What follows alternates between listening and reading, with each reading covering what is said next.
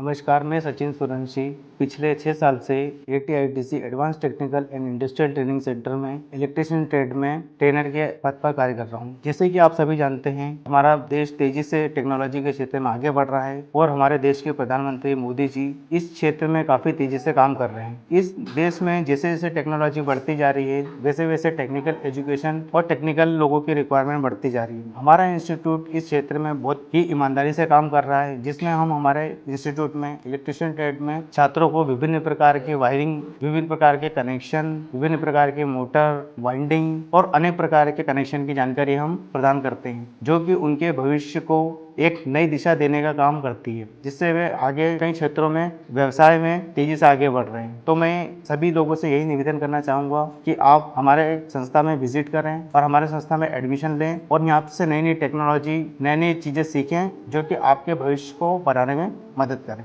धन्यवाद।